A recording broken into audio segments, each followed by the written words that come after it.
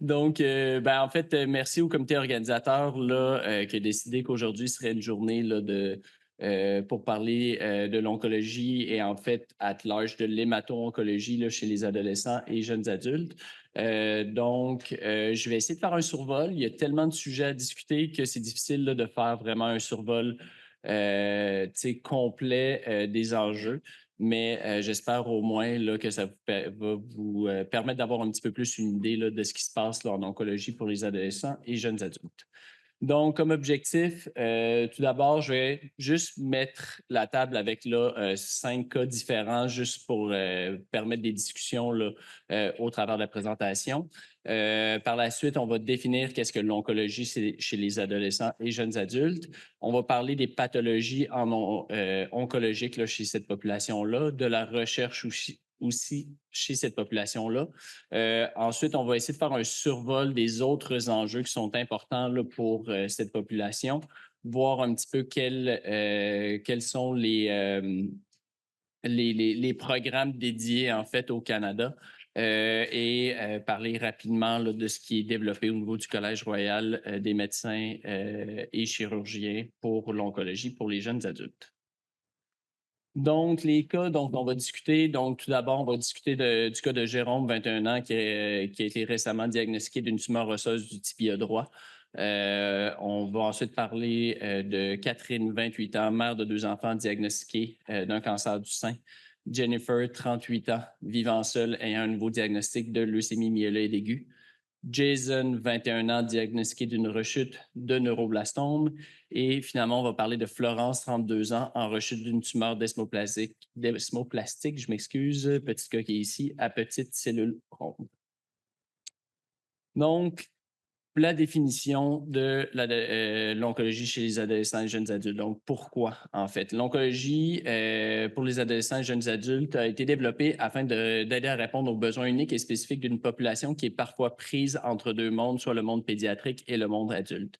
Il y a différentes définitions qui existent là, dans la communauté. Donc, si on regarde le NIH, ce qui a été défini, ce qui est quand même, je pense, la définition la plus commune là, pour les adolescents et jeunes adultes, c'est l'âge 15 à 39 ans.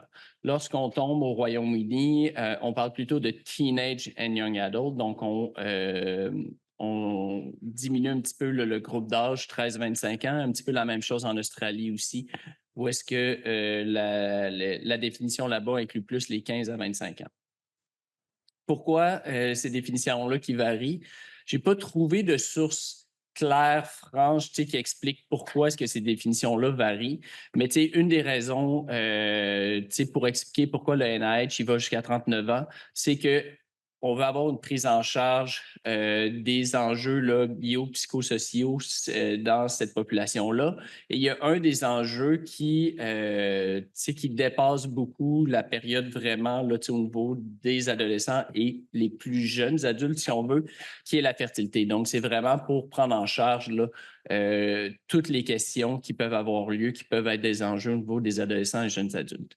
Pour les autres groupes, je m'excuse, encore une fois, il y a une petite coquille ici, donc 13-25 ans, 15-25 ans. Le but, lorsque j'ai discuté avec certaines équipes là, qui sont impliquées, entre autres en Australie, c'est vraiment d'essayer de focusser sur des enjeux qui sont vraiment plus pertinents seulement aux adolescents en transition vers le jeune âge adulte, puisque c'est quand même des enjeux qui, en général, sont différents des personnes plus vieilles de 30, 35 et qui s'approchent de la quarantaine. Donc, c'est pour ça que les définitions varient un petit peu là, en fonction des pays, des communautés. Afin de savoir est-ce que c'est réellement un enjeu, il faut savoir quelle est la taille du problème. Qu'est-ce que ça représente dans le monde? Donc, lorsqu'on regarde dans la population mondiale, il y a quand même 40 de la population, donc 3 milliards de personnes, qui représentent les 15-39 ans. Donc, c'est quand même une proportion importante de la population. Le nombre de nouveaux cas, on estime que c'est probablement plus de 1 million par année là, au niveau international. Ici, bon, on traite des patients d'âge pédiatrique et là, ici, on a séparé là, entre pédiatrique et AGA, mais on parle 14 ans et moins, à peu près 11 000 nouveaux cas par année, ce qui représente à peu près là, 0,7 des cas de cancer totaux. Et lorsqu'on spanne tout l'âge AGA, on parle de 77 000 nouveaux cas, donc presque 5 en fait là, des cas en oncologie. Donc, ça représente quand même, alors que nous, dans notre milieu pédiatrique, on a l'impression de traiter beaucoup de monde, bien, ça représente quand même une grande portion, là, une plus grande portion encore là, au niveau oncologique. Au Canada, on parle d'à peu près 8 000 nouveaux cas par année. Donc, il y a quand même là, dans nos centres là, plusieurs patients qui sont d'âge dans ce groupe d'âge-là. Probablement, en fait, dans les derniers mois, dernières années, parce que ça a fait les nouvelles, là, comme quoi que l'incidence des cancers dans ce groupe d'âge-là augmente.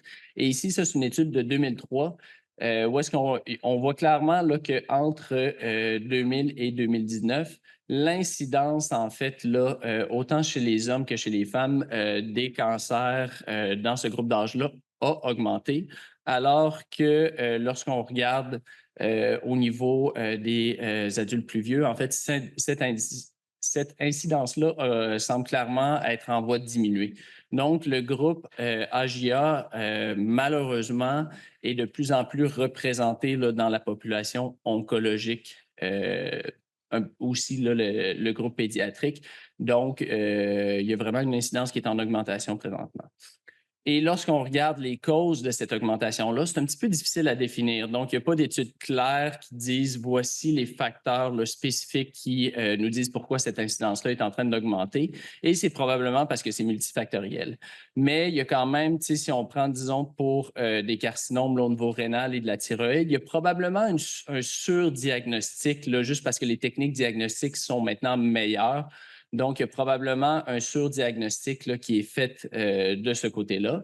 Mais quand on regarde les autres possibilités, donc on regarde, donc il y a quand même une épidémie d'obésité là, qui est présente dans nos populations, du moins en Amérique du Nord. De plus en plus d'utilisation d'imagerie radiante qui peut augmenter en fait le risque là, de cancer. Il y a certains cancers qui vont être associés aussi à une taille plus grande de la population. De ce que je comprends, la taille de la population semble être en augmentation. Donc, est-ce qu'il y a un changement de ce côté-là? Le VPH aussi là, est un des facteurs, autant chez les hommes que chez les femmes, là, qui peut expliquer qu'il y ait une augmentation d'incidence dans le groupe AGA. Les types de cancers, donc, sans surprise, cancer du sein, cancer de la thyroïde, cancer testiculaire, les mélanomes aussi au niveau là, cutané qui sont présentés, mais il y a quand même une grande proportion d'autres types de cancers, 55 là, qui sont présents. Et lorsqu'on regarde ici le graphique en termes d'incidence en fonction là, de l'âge, ce qu'on voit, c'est que, bon, nous, en pédiatrie, le cancer le plus représenté va être la leucémie, mais on voit qu'il y a une incidence là, tout au long, en fait, du groupe AGA qui est en diminution. La même chose pour certains types de lymphomes comme les lymphomes de Hodgkin. Et c'est vraiment au niveau plus des cancers comme les cancers du sein, les cancers au niveau gynécologique qu'on voit là, qu'il y a une augmentation en fait là, et d'autres types de carcinomes là, dans ce groupe d'âge-là.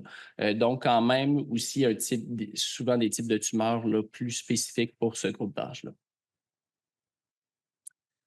La survie, en fait, on parle en pédiatrie probablement là, justement proche de 85 une survie à peu près à 85-86 là, selon les données entre 2014 et 2020. Donc, les patients à 5 ans, il y en a un grand nombre de ceux-là qui vont avoir été diagnostiqués qui vont survivre. Jonathan, il me regarde parce que moi et lui, on n'a pas toujours la chance d'avoir ce type de survie-là dans nos populations. Mais bref, ça reste quand même là, un groupe qui va être affecté de pathologies qui sont qui ont des taux de survie quand même assez élevés.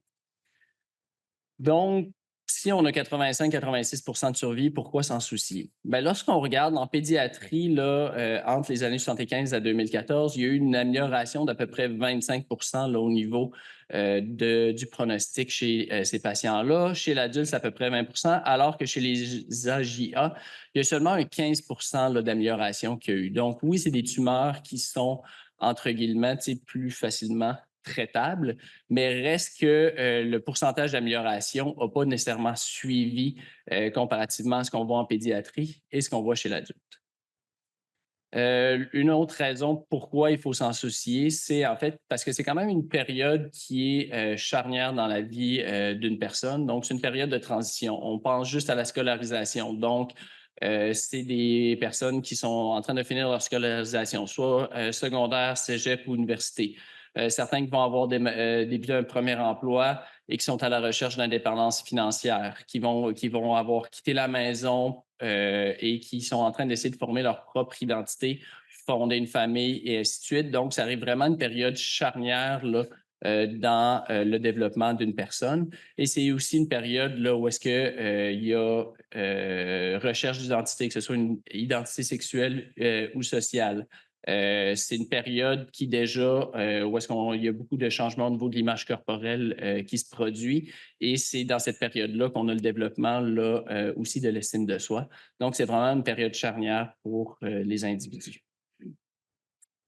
Donc, revenons au cas de Jérôme. Donc, je l'ai modifié un petit peu. C'est un patient là, que j'avais suivi durant mon fellowship à Calgary. Donc, c'est un patient qui a grandi dans l'Ouest canadien, qui était en deuxième année d'université à l'Université McMaster. Il a remarqué au niveau de son membre inférieur, donc au niveau du tibia, une lésion qui progressait, douloureuse la nuit. Et donc, il a décidé d'aller là, se faire évaluer. Une radiographie a démontré qu'il avait l'air d'avoir une lésion maligne à cet endroit-là.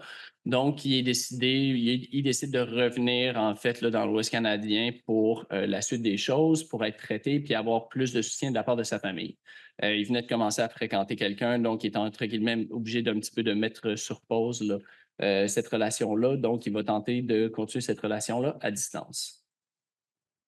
Donc, par la suite, une biopsie est réalisée en radiologie d'intervention. Le diagnostic, un ostéosarcome de haut grade.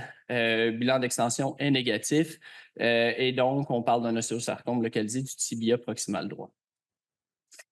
Donc, ça m'amène à parler de certains types de cancers qui sont représentés au niveau pédiatrique et au niveau adulte et voir un petit peu les différences qu'on voit pour ce type de cancer-là. Donc, pour l'ostéosarcome localisé, en fait, le traitement peut soit, quand on est d'âge pédiatrique, se faire dans un centre pédiatrique ou lorsqu'on est d'âge adulte, se faire au niveau des centres adultes. Ce qui a été démontré dans différentes publications, c'est en fait que lorsque on a un patient qui est diagnostiqué avant l'âge de 18 ans, en général, ce qu'on appelle le event-free survival, donc la survie sans rechute, si on veut, avant 18 ans est plus grande. Donc ici, les deux courbes ici, dans la population de moins de 18 ans que dans la population de plus de 18 ans. Et la même chose pour la survie globale là, de ces patients-là. Et on voit clairement là, ici qu'il y a un hazard ratio là, qui favorise en fait là, les patients de moins de 18 ans comparativement aux patients de plus de 18 ans. C'est un peu difficile de savoir là, pour quelles raisons. En général, chez les patients avec ostéosarcome, les équipes chirurgicales vont être relativement semblables, surtout pour les lésions primaires, où est-ce que ça va être les mêmes orthopédistes, du moins dans nos centres qui vont faire les chirurgies. Il y a, en termes d'intensité de traitement, des fois, il y a des philosophies un tantinet différentes, puis Jonathan pourrait me corriger, mais où est-ce qu'en pédiatrie, il y a tendance à vouloir être plus agressif dans la continuation de traitement à pleine dose et tout ça, même si quand il y a des effets secondaires. Et de l'autre côté, il y a certaines personnes qui disent peut-être qu'il y a une biologie un petit peu différente là, pour les ostéosarcomes chez les patients plus vieux versus plus jeunes, donc c'est un petit peu difficile de bien faire le débat. Je ne l'ai pas mis ici. Les sarcomes d'Ewing, avant les données jusqu'à tout récemment, semblaient dire qu'en effet, il y avait aussi une différence, mais les dernières données, en fait, ont démontré là, que le devenir des patients avec sarcome d'Ewing est maintenant beaucoup plus similaire là, entre avant 18 ans et après 18 ans. D'autres types, bon, je commence en parlant de sarcome parce que c'est un petit peu plus mon intérêt et ma spécialité. Mais bref, le rhabdomyosarcome, on voit aussi une tendance un peu similaire. Ce qu'il faut savoir, c'est que le rhabdomyosarcome, par contre, est quand même assez hétérogène. Donc, un rhabdomyosarcome chez un enfant plus jeune a beaucoup plus de chances d'avoir des caractéristiques qui vont lui donner un meilleur pronostic que chez un patient plus âgé. malgré tout, il y avait des études, là, entre autres une étude de Ferrari en 2003, qui avait démontré que le pronostic, en fait, des patients plus âgés était meilleur lorsque les protocoles pédiatriques étaient vraiment bien suivis versus lorsqu'ils n'étaient pas aussi bien suivis. Donc, on voit que le overall survival des patients était de 61,5 lorsque le score de poursuivre le traitement était de 1 versus lorsqu'il était plus bas, ben là, on tombait plus à 36,5. Donc, vraiment, d'utiliser les protocoles pédiatriques et de vraiment bien suivre les protocoles pédiatriques là, faisait une différence. Ce qui est intéressant, c'est qu'on voit les mêmes statistiques, en fait, chez les très jeunes enfants. Donc, de moins d'1 an, entre autres, le contrôle local par radiothérapie est souvent moins bien suivi, ce qui fait que le pronostic est moins bon. Donc, vraiment, l'agressivité de la prise en charge est importante ici. Pour les leucémies aiguës lymphoblastiques, donc historiquement, ce qu'on voyait, c'est que les protocoles pédiatriques, donc la ligne noire ici, donnaient des meilleurs là, event-free survival et overall survival que les protocoles adultes. Et c'est la même chose qu'on peut voir ici. Donc, les lignes grises sont les protocoles pédiatriques versus adultes. Et en général, là, dans différents pays, on voyait qu'il y avait vraiment une grosse différence, autant au niveau de la survie sans rechute que de la survie à long terme. Mais maintenant, suite justement après avoir remarqué ce trend-là, ben maintenant, les protocoles adultes vont être beaucoup plus semblables aux protocoles pédiatriques. Et donc, le event-free survival, en général, va suivre beaucoup plus là, ce qui est représenté au niveau des cohortes pédiatriques. Il y a aussi une biologie un peu différente, là, souvent chez les adolescents et jeunes adultes qui peuvent donner un moins bon pronostic, mais reste que le traitement, juste de changer le traitement, fait une différence là, en termes de survie chez ces patients. Finalement, au niveau des lymphomes de Hodgkin, donc en pédiatrie, là, pendant longtemps, le but était de diminuer en fait l'exposition à certains agents, dont bléomycine, les anthracyclines et la procarbazine pour diminuer les effets secondaires à long terme et de diminuer les doses de radiothérapie, alors que chez l'adulte, il y avait tendance à utiliser des doses de radiothérapie plus élevées. Mais ce qui est intéressant, donc, dernière étude pédiatrique pour les hauts risques, là, qui utilisait en fait là, pas une immunothérapie, mais une chimiothérapie conjuguée avec un anticorps, avait démontré un EFS à 3 ans de 92 mais avec 50 des patients qui recevaient de la radiothérapie versus une étude EYE+, donc qui commençait en fait à 12 ans pour le même, entre guillemets, un groupe relativement semblable, démontre un EFS, PFS en fait, là, relativement semblable, mais avec une utilisation de radiothérapie de moins de 1 Donc, c'est bien de voir que par la collaboration et avec les nouveaux agents qui sont impliqués, on est capable, là, tranquillement pas vite, d'essayer d'avoir des traitements plus uniformes, là, autant pour les groupes pédiatriques qu'adultes. Donc, ultimement, comment améliorer le pronostic? Ben, c'est d'avoir des gens sur des protocoles de recherche clinique. Avec le COG aux États-Unis, en général, jusqu'à 60 de la population pédiatrique va être enrôlée sous études, alors que de 2003 à 2013, c'était 7 à 27 pour les 15-17 ans, et aux États-Unis, seulement 2 à 4 pour les 20-29 ans. Donc, on voit qu'il y a vraiment une grosse différence en termes de quantité de patients qui sont sous études. Si je reviens au cas de Jérôme, donc Jérôme est pris en charge par l'équipe adulte spécialisée en sarcome. Du côté adulte, il n'y a pas d'études là, qui sont ouvertes présentement pour traiter l'ostéosarcome localisé. Par contre, du côté pédiatrique, il y a une étude qui est ouverte et qui combine la chimiothérapie conventionnelle avec un inhibiteur de tyrosine kinase. Par contre, cette étude-là, pour différentes raisons, n'est pas disponible du côté adulte. Donc, après discussion, mais en fait, le patient demeure là, au sein de l'institution adulte et est traité selon le traitement standard. Donc, je reviens en fait au recrutement sur études cliniques. Donc, le pourcentage de recrutement de patients d'âge pédiatrique est plus élevé que chez les AGA, ça, je l'ai mentionné. Par contre, quand même, le recrutement là, dans les dernières années au niveau des études pour les patients avec AGA a été plus élevé que pour les patients d'âge plus âgé. Puis, ce qui est dénoté, c'est que le NCTN, qui regroupe en fait là, des institutions pédiatriques et adultes là, pour la recherche clinique, le regroupement et le travail sur des protocoles conjoints pour des pathologies là, qui, je m'excuse pour l'anglicisme, qui spannent en fait l'âge pédiatrique et l'âge adulte, a permis d'avoir un recrutement là, plus important des patients AGIA. Et le bel exemple était l'étude du Hodgkin là, avec le niveau LUMAB et ABD que j'ai montré un petit peu plus tôt. Donc, il y a quand même une prise de conscience de ce côté-là et une amélioration. Et il y a plusieurs centres, en fait, aux États-Unis où est-ce que le groupe de pédiatrie est dans la même bâtisse, en fait, que le groupe adulte, ce qui permet, en fait, un recrutement vraiment plus facile des patients d'âge qui spannent l'âge adulte sur ces protocoles-là, juste à cause des équipes de recherche, ce qu'on n'a pas nécessairement toujours ici là, au Québec. Des données un petit peu plus vieilles, mais de 2017, là, du CIPAC démontrait qu'en effet, il y avait à peu près 4 des cancers là, qui étaient dans l'âge évoyé, mais seulement un investissement à ce moment-là de 0,4 en fait d'investissement qui n'avait pas vraiment changé non plus, qui ne s'était pas amélioré là, au cours des années. Donc, il y avait vraiment un sous-financement de la recherche pour les AGIA. Dr Schulte, qui va présenter un petit peu plus tard, avait écrit là, justement quelque chose dans Current Oncology pour protocole pour essayer d'encourager la recherche clinique. Donc, ce qui avait été noté, c'est qu'en effet, il y avait une augmentation dans les 2 dernières années de l'activité en recherche pour ces patients-là. Entre autres, un journal là, qui s'appelle le Journal of Adolescent and Young Adult Oncology qui avait été ouvert là, pour permettre de publier cette recherche-là pour les patients adolescents et jeunes adultes, mais qui avait toujours une sous-représentation de plusieurs groupes. C'était beaucoup représenté, veut pas, par la population caucasienne, donc un manque de diversité ethnique, de diversité sexuelle, de diversité de niveau d'éducation au niveau de la recherche pour les AGA, mais je pense qu'elle va en fait nous en parler plus amplement un petit peu plus tard. Finalement, on revient au cas de Jérôme.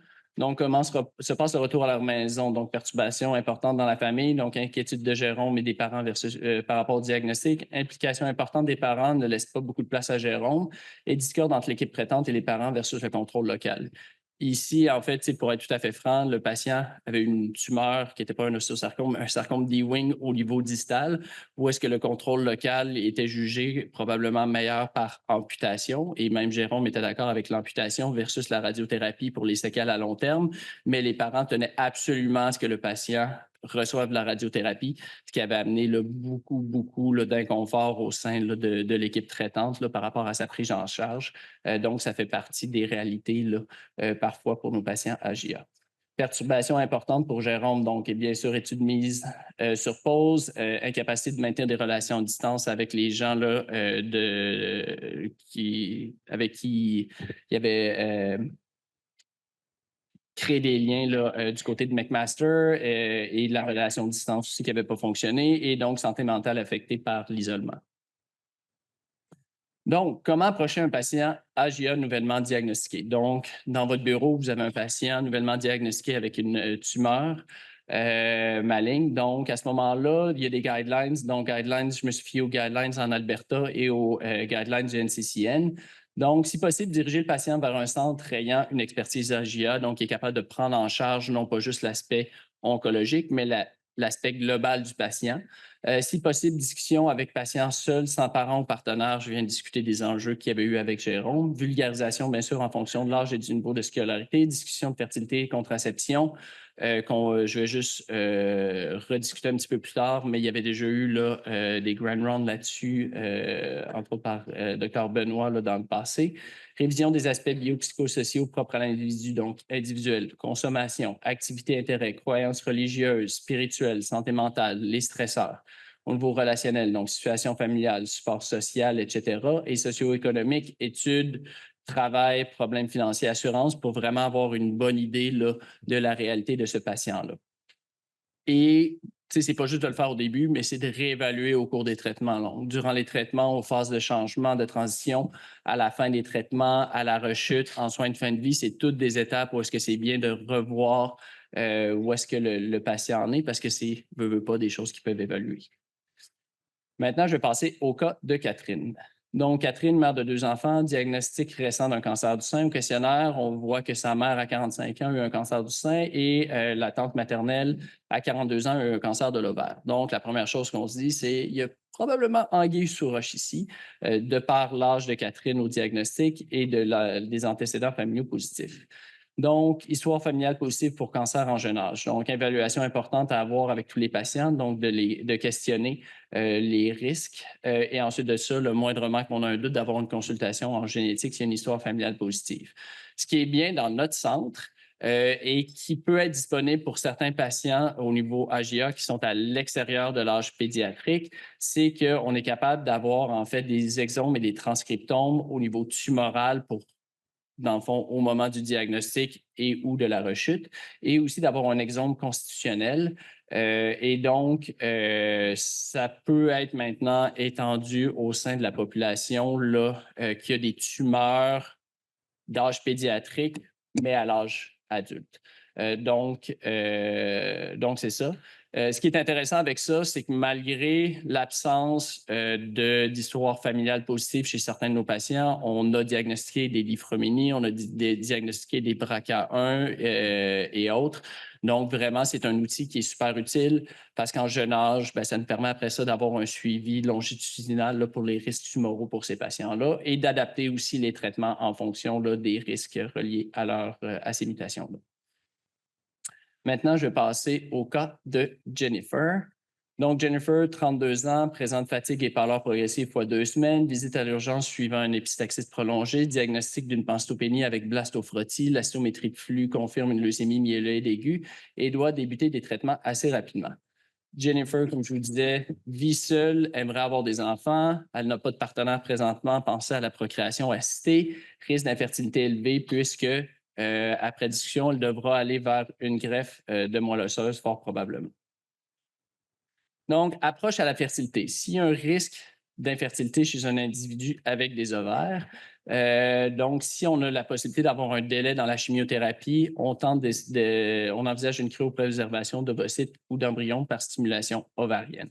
Si jamais il n'y a pas de délai possible, on essaie d'aller vers une cryopréservation de tissu ovarien.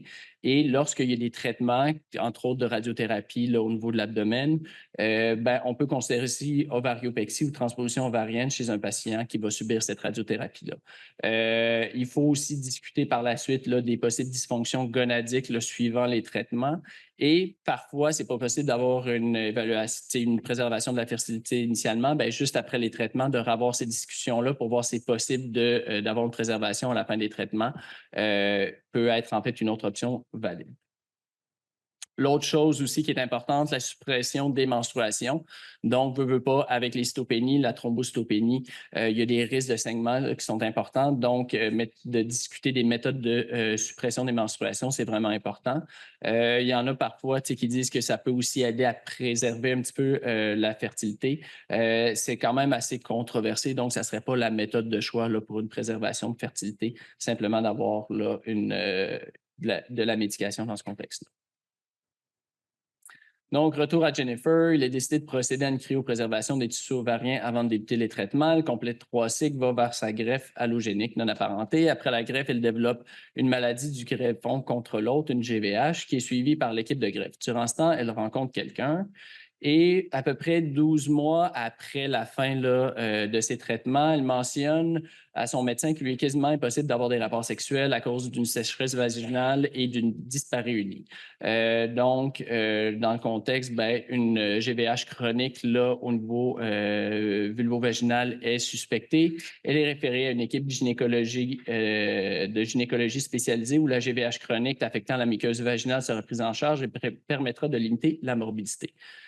Ça m'amène donc à parler, il y a des aspects de fertilité, mais il y a aussi des aspects de santé sexuelle. Donc, les différents traitements peuvent avoir des effets là, à ce niveau-là. Donc, on vient de parler là, de GVH post-greffe. La radiothérapie, j'ai eu des patients, une patiente avec de la radiothérapie au niveau pelvien qui a eu besoin en fait de dilatation au niveau vaginal pour garder le canal vaginal ouvert.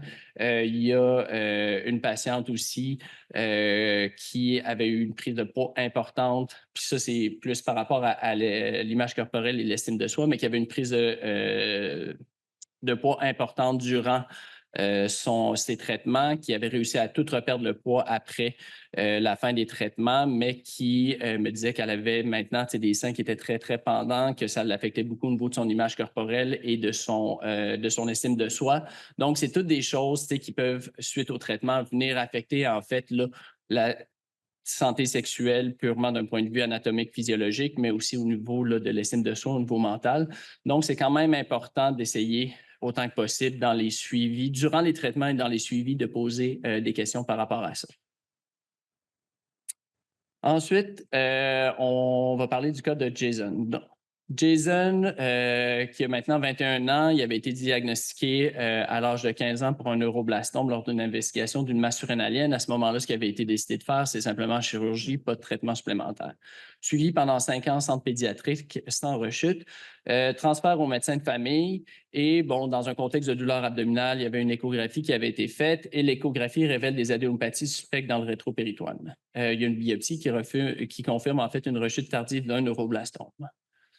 Donc, à ce moment-là, la question, c'est où doit être traité ce patient-là? Donc, le patient a 21 ans. Donc, techniquement, il devrait être traité en centre adulte. Mais quelle est l'expertise pour les patients avec neuroblastome en centre adulte? Je crois qu'elle est proche de 0% parce que ce n'est pas une pathologie qui est vue en fait chez l'adulte, c'est une pathologie qui est connue chez l'enfant. Donc, s'il était pour être traité chez l'adulte, fort probablement que ça serait avec l'aide de l'équipe pédiatrique. Et donc, puis je ne dis pas que nécessairement que le neuroblastome à 21 ans, on a beaucoup de littérature et tout du côté pédiatrique, mais du moins, la littérature par rapport au neuroblastome est bien connue en pédiatrie. Donc, c'est à ce moment-là de voir un petit peu qu'est-ce qu'il y en est. Nous, on a eu une patiente, si je me souviens bien, qui a eu un diagnostic justement là, très tardif d'une rechute d'un neuroblastome et il a fallu travailler très, très fort pour réussir à faire en sorte qu'on la suive chez nous. Donc, c'est ça. Je pense que c'est un des enjeux là, importants. Et ici, donc, la prise en charge d'un patient avec une tumeur se présentant hors de l'âge attendu. Selon les lignes directrices, il faut considérer de référer le patient à une équipe multidisciplinaire ayant l'expertise dans l'approche et le traitement de cette pathologie-là. Donc, ils ne disent pas le référer à un centre selon l'âge, mais vraiment selon l'expertise. Le neuroblastome étant une tumeur qui ne se présente qu'extrêmement rarement à l'âge adulte, il est préférable d'impliquer une équipe multidisciplinaire pédiatrique pour le traitement de ce patient. Ça peut aussi aller dans l'autre sens. Leucémie myéloïde aiguë qui se présente pour quelque chose, je m'excuse, à HMR à 17 ans et 4 mois. Est-ce qu'il y a besoin d'être transféré en centre pédiatrique s'il y a la maturité pour être traité en centre adulte? Je ne pense pas. Donc, puis il y a d'autres tumeurs aussi qui pourraient se présenter à l'âge pédiatrique qui seraient mieux traitées du côté adulte. Donc, c'est vraiment d'essayer de faire la part des choses et non pas de se fixer un objectif en lien de l'âge, mais vraiment de voir c'est quoi l'intérêt du patient, où devrait-il être traité. Finalement, le dernier cas dont je voulais parler, Florence. Donc, Florence, 32 ans, avait été diagnostiquée il y a 2 ans d'une tumeur desmoplastique à petite cellule ronde au niveau abdominal. Traitement initial avec chimiothérapie, suivi de chirurgie avec CHIP, donc chimiothérapie hyperthermique intrapéritonéale durant la chirurgie, puis radiothérapie. Suivi aux 3 mois en clinique et dans le fond, a eu un diagnostic là, de récidive il y a 4 mois, début de chimiothérapie palliative, en sachant très bien que sur le long terme, là, on n'arrivera probablement pas à contrôler sa maladie. Après 5 mois de traitement, progression rapide de la maladie, désir d'arrêt des traitements, ce qui est tout à fait acceptable dans le contexte. Et donc, les soins palliatifs prennent une place plus prépondérante là, à ce niveau-là. Donc, pour revenir aux soins palliatifs, donc le but des soins palliatifs, c'est de supporter les patients et leurs familles suivant un diagnostic d'une maladie grave, et ce, du moment du diagnostic jusqu'à la période de deuil. Et ça ne veut pas nécessairement dire qu'il va y avoir période de deuil, mais sauf que il y a quand même plusieurs de nos patients, s'ils ont des diagnostics plus graves, qu'on se doute qu'éventuellement, il y a des chances que ça aille vers là. Le but est le contrôle des symptômes et aide à la souffrance, autant physique, psychologique, émotionnelle, sociale et spirituelle. Des études par rapport aux soins pédiatriques palliatifs ont démontré une diminution des coûts, fin de vie moins médicalisée, meilleur contrôle des symptômes et une meilleure satisfaction en fait auprès des patients. Donc, chez les AJA, donc, les symptômes sont en général plus importants dans cette population-là et la qualité de vie diminuée versus les populations adultes et pédiatriques, plus de douleur, fatigue, dyspnée, nausées, difficultés de sommeil, constipation. Et dans les derniers mois de vie, il y a une grande proportion qui parle de symptômes physiques mal soulagés, tels douleurs et dyspnée, et qui parle aussi là, de tristesse, anxiété, peur d'être seul, de la mort, de la douleur, culpabilité, que ce soit par rapport à la maladie ou à leur famille.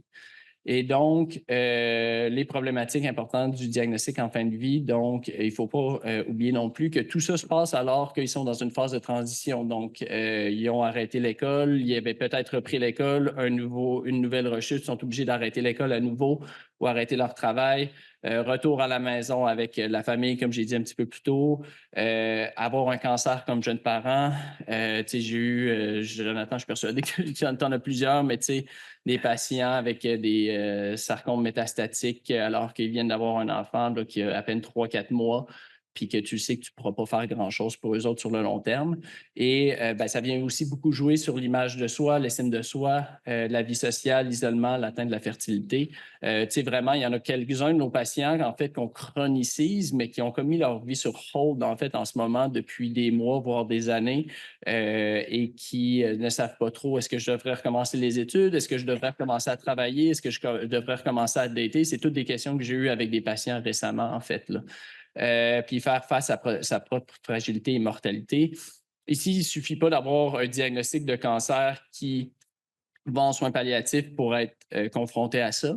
Je peux parler juste de mon expérience personnelle où est-ce que à l'âge de 16 ans, j'ai été diagnostiqué avec un lymphome de Hodgkin et pour vous dire bien franchement, suite à mes traitements, maintenant c'est un peu moins pire, mais quand j'avais quelque chose de nouveau qui se passait, que j'avais un ganglion qui poussait, j'étais comme, est-ce que c'est en train de revenir? Tu sais, il y a eu beaucoup d'irrationalité parfois là, qui vient en tête. Donc, ça vient en fait avec le diagnostic là, en jeune âge là, d'un cancer. Donc, il y a peu d'études pour agir en soins palliatifs, mais ce qui a été démontré, c'est que si on les implique une journée avant le décès, en fait, que ça diminuait le nombre de décès à l'unité de soins intensifs s'il avait été impliqué juste une journée avant le décès. Amélioration des symptômes tels douleur, fatigue, anorexie dans 61% des cas. Puis il y a aussi un coaching par rapport à la résilience, des techniques de résilience et tout pour suite au diagnostic. Après ça, pour les discussions de soins de fin de vie, incluant le niveau de soins, ça va être des équipes qui vont être très, très utiles. La revue des objectifs durant les traitements et la fin de vie aussi, incluant l'hospitalisation versus soins à domicile pour la fin de vie.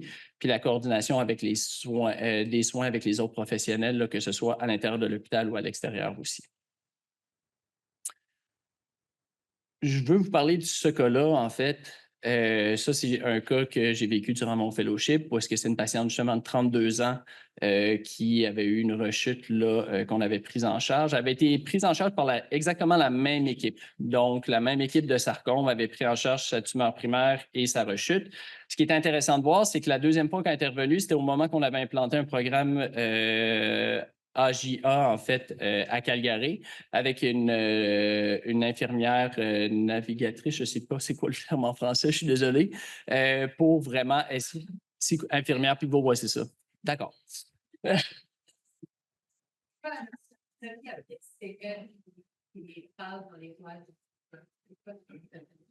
Ben, c'est ça, il y a un rôle, un tantinet différent parce qu'il n'y a pas de traitement nécessairement et tout, mais c'est vraiment d'essayer de naviguer au travers du système qui n'est pas juste le système oncologique, mais tout le système. Mais bref, elle, ce qu'elle nous disait, c'est que la première fois qu'elle avait été traitée, elle n'avait vraiment pas aimé son expérience, elle ne trouvait pas que l'équipe avait été à son écoute et tout, et que la deuxième fois, juste avec l'implémentation de l'idée du AJA, d'une infirmière pivot navigatrice et vraiment la prise en charge. Elle avait dit sincèrement, même si je sais que je m'en vais vers mon décès, ça a tellement été une plus belle expérience. Elle a pu prendre en charge vraiment, qu'est-ce qui se passait avec elle. Elle a décidé d'arrêter ses traitements au moment où est-ce que, bien sûr, il y avait une progression, de ne pas y aller vers la futilité. Ensuite, elle a décidé d'y aller vers l'aide médicale à mourir, mais en sachant très bien qu'elle allait être à ce moment-là en contrôle de quand est-ce qu'elle allait mourir avec ses proches, ses amis et tout ça, de vraiment bien préparer, entre guillemets, sa mort. Donc, c'est quand même fou de voir à quel point on est passé d'une patiente qui n'aimait qui n'avait pas aimé son expérience dans la même équipe traitante à une patiente qui était vraiment reconnaissante, en fait, là, de la prise en charge par la suite. Donc, aux difficultés potentielles au niveau des AGIA, donc, il y a des communautés, bien sûr, qui sont moins bien desservies, donc les communautés plus éloignées qui n'ont pas accès à des centres tertiaires avec couverture AGIA, les Premières Nations, les groupes LGBTQ 2S+, et bien d'autres communautés aussi là, qui n'auront pas un aussi bon accès là, pour différentes raisons. Effet court et long terme des traitements, donc préparation physique et réadaptation, il y a quand même une grosse différence juste nous entre ce qu'on a en pédiatrie versus ce qu'il y a du côté adulte. Donc, pour un même cancer, la préparation avant et après la chirurgie, donc la réadaptation après va être vraiment différente d'une fois à l'autre. Le phénomène de brain fog, le support psychologique là, qui parfois va être manquant, les ressources spécialisées en oncologie pour AGIA, les programmes en suivi long terme aussi pour AGIA qui vont être importants. Et ensuite aussi, là, comment est-ce qu'on ramène ces gens-là soit aux études, au travail, quelqu'un qui a subi une chirurgie, qui était sur le domaine de la construction pour dire quelque chose, puis qui ne peut pas y retourner parce qu'il y a des limitations. Qu'est-ce qu'on fait avec ça? Et il y a aussi l'adhérence au traitement qui est souvent bien moins bonne chez ces patients-là que je n'ai pas discuté. Mais on en a eu quelques exemples récemment là, de patients qui ne prenaient même pas leur médication juste par vouloir de prise de contrôle et tout dans des situations plus graves. Donc, ça, c'est aussi un des aspects importants là, dans cette population-là. J'espère ne pas en oublier. J'ai essayé de rechercher un petit peu, là, mais je ne suis peut-être pas au fait de tous les programmes, mais les programmes AGIA, donc le plus connu, c'est celui qui est à Princess Margaret, qui va être, dont on va discuter plus tard. Ici, au niveau de l'hôpital juif, il y a un petit programme AGIA qui est présent, dont malheureusement, on n'entend pas toujours beaucoup parler.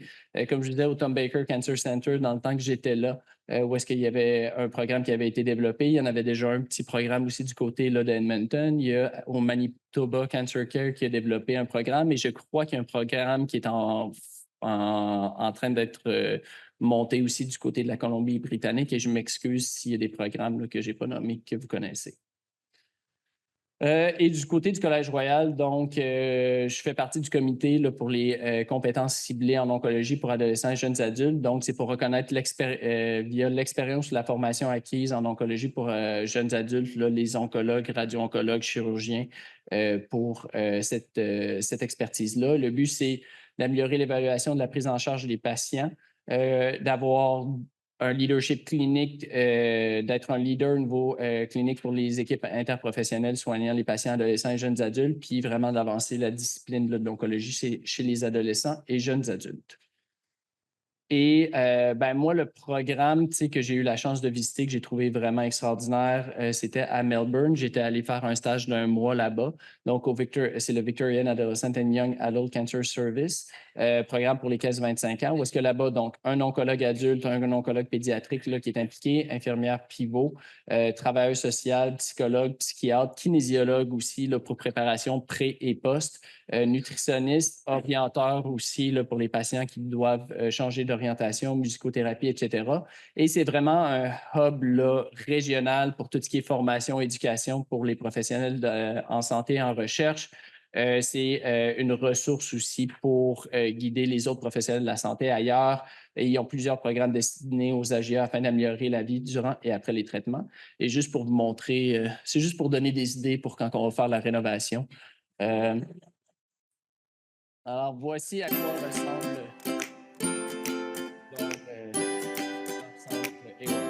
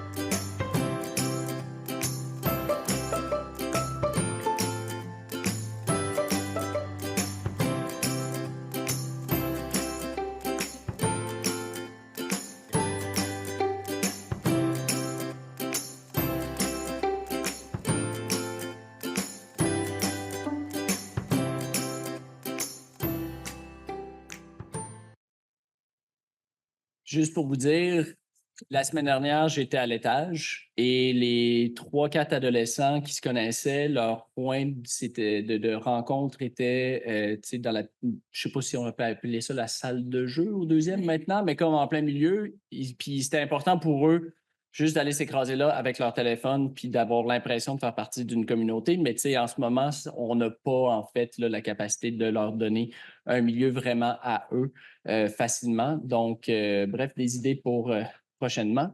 Et donc, en conclusion, les patients AGA sont des patients uniques en oncologie de par les réalités propres, incluant un âge de transition entre l'enfance et la vie adulte, diagnostic unique parfois méconnu, soit du monde oncologique adulte ou pédiatrique, les difficultés de recrutement de ces patients pour aider à améliorer les soins dans le même ordre qu'en pédiatrie ou chez l'adulte. Et donc, moi, ce que j'espère, c'est qu'on va être capable de développer là, des soins axés sur les besoins des AGA, donc possiblement via le développement de lignes directrices, développement de programmes dédiés, éducation et formation de nos professionnels de la santé de demain et développement d'une recherche clinique et fondamentale plus inclusive pour les AGA. Voici un petit peu là, les personnes qui vont venir nous parler au cours de cet après-midi. Donc, Dr. Nougem, là, la perspective plus adulte. Jennifer Katzberg qui va venir nous parler du programme au Princess Margaret. Dr. Schulte will present some So will talk to us about research in oncology in Canada and what are the priorities. Dr. Bernard va nous parler là, des maladies myéloïdes et des syndromes germinaux. Et Dr. Forte va nous parler là, de l'anémie falciforme et des complications neurovasculaires. Et on va essayer de finir en beauté avec un panel de discussion sur le développement de l'oncologie pour AGA au Québec, avec Dr. Gérard ici, Dr. Latreille aussi, là, plus tard en fin de journée. Alors voilà. Questions, commentaires? Nicolas, je n'ai pas de questions en ligne pour l'instant, mais on va peut-être aussi ouvrir les questions et les discussions à l'auditoire. Mais avant de donner une question, moi, j'aimerais d'abord te remercier infiniment pour ta présentation et puis pour tes qualités humaines qui sont exceptionnelles.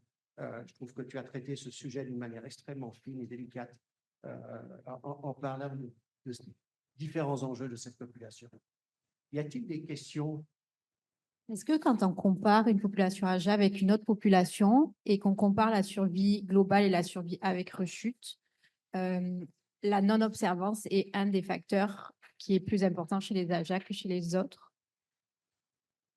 Je me rappelle pas que ça a été un facteur nécessairement là, spécifiquement étudié, du moins que moi, je ne l'ai pas vu spécifiquement dans les études. Je pense que c'est quelque chose qui revient là, de façon continue là, dans ce qui est remarqué. En tant que tel, pour parler d'une tumeur à l'autre, est-ce qu'il y a une différence? On le sait que dans les LAL, si on ne donne pas suffisamment des doses, surtout en maintenance, à ce moment-là, le risque est augmenté.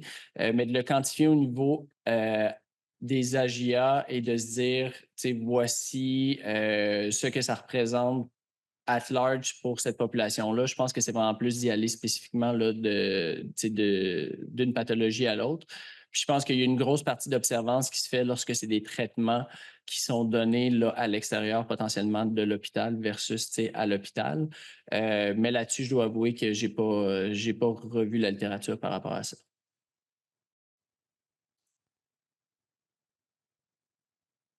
Autre question? Je voudrais peut-être juste poser deux questions qui seront peut-être abordées plus tard dans la journée, mais je me lance quand même. Il y a deux aspects que je trouvais quand même intéressants. Peut-être tu en as touché en aspect là-dessus, mais on sait que du côté pédiatrique, nos études sont souvent ouvertes en âge bien au-delà de l'âge de 18 ans.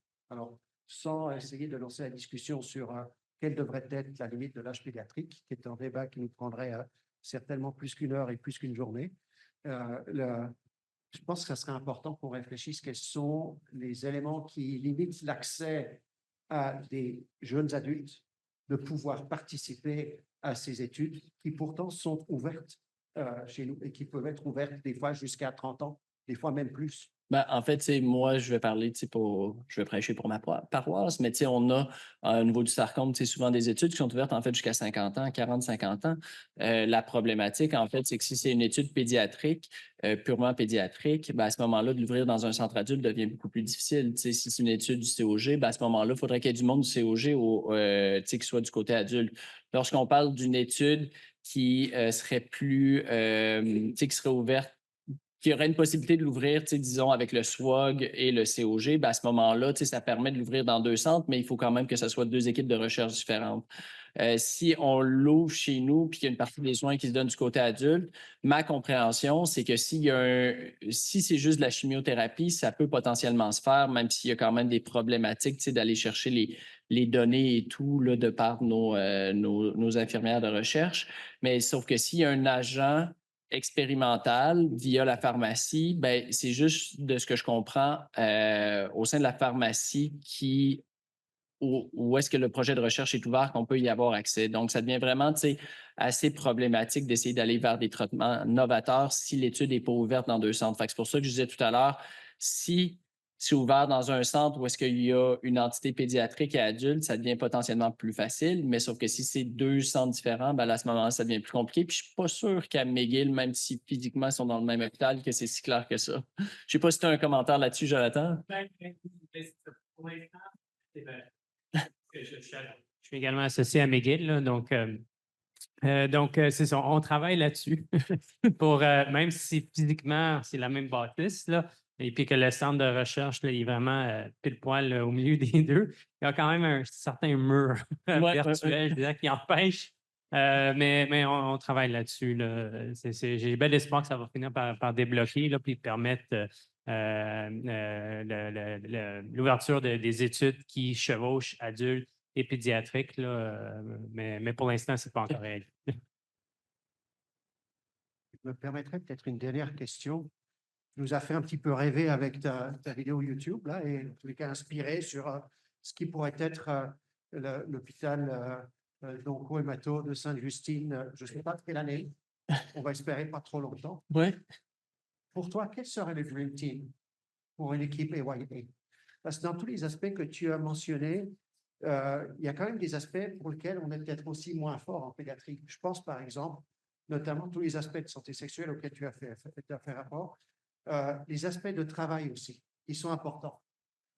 On est bien formé pour les aspects d'études, de scolarité, de développement, mais quand il en vient aux limitations de réglementation de travail et même de médecine de travail, je pense qu'on est peut-être un peu moins fort. Comment tu verrais l'équipe pour faire, si on avait la possibilité d'ouvrir un centre AYA, comment tu la constituerais? Ben, en fait, c'est ça. Moi, ma question, c'est est-ce qu'il faut ouvrir un centre évoyé ou est-ce qu'il faut développer une expertise évoyée?